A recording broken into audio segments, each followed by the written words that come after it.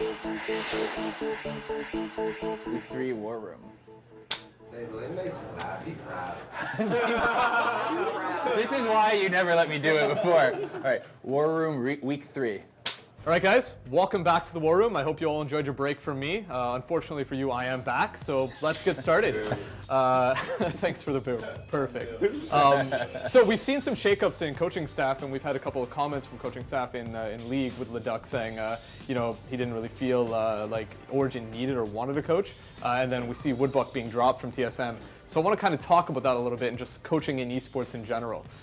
Can anybody take me through kind of what happened with the TSM situation, and then we can go from there? Yeah, well, I mean, pretty much TSM put out a release just saying that they hired the coach for his traditional sports background to try to apply that to esports, and it didn't work out, and it caused a lot of confusion and poor communication.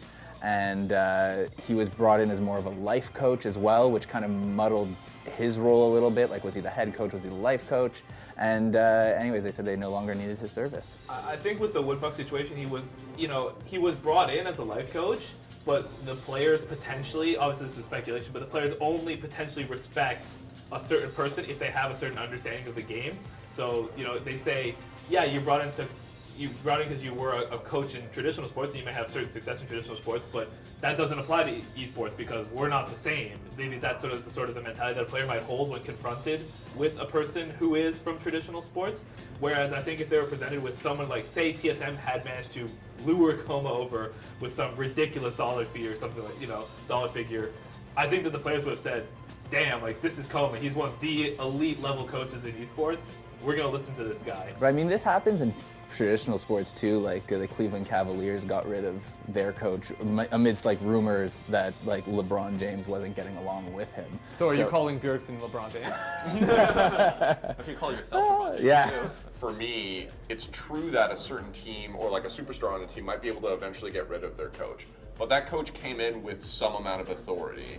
Whereas in esports, it seems like it's often the opposite, where you don't come in with any authority or really any respect. I think for coming in, at least with the authority and respect, I think just because of how, like the lack of stability and how young everything is, it's hard to come in and say, like, listen, this is a coach who has X results and Y results and has all these players vouching for him.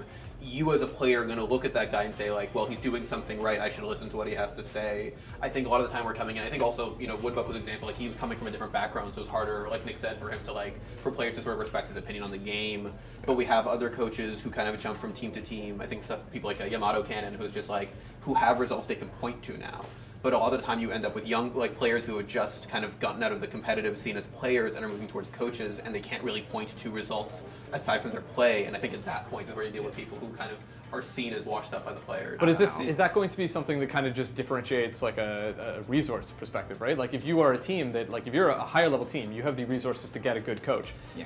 That just stretches your lead further over the smaller teams that maybe don't have the money to get either a good coach or maybe any coach at all. It also opens up a little bit more roster flexibility, I think, because if you look at, for example, the situation that's happening right now with Liquid, they're thinking about dropping a Dren who is, or removing him from the starting roster because, his fragging is a little bit lacking, but he's their in-game leader, and then bringing a little bit more firepower. So say they can put a Dren in a situation where he can still make the calls, but from a coaching role and be involved in actively the game, then we can bring in an actual, another player who can really drop some key frags. Imagine if you could have High just watching the game and telling these players what to do and not have to worry about him, handling a role that he may not be used to or may not be as good at as somebody else. Phil Jackson isn't making 3-point shots, he's telling them, go for the 3, post up.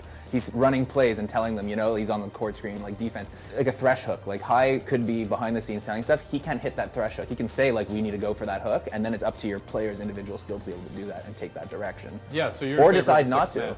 I think the CSGO has got it down. I think they know what they're doing, and I think that's the way it should be. Okay, so last question for you guys is who is going to volunteer to be Sean's coach because he really needs help getting out of bronze? If that's the only thing I need help with, we're doing pretty well.